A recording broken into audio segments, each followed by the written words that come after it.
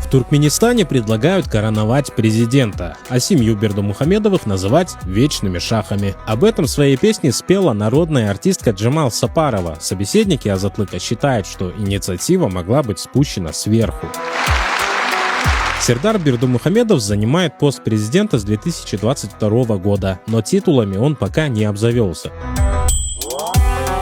Его отец Гурбангулы Бердымухамедов руководил страной 15 лет. Его называют аркадагом, великим вождем и отцом народов.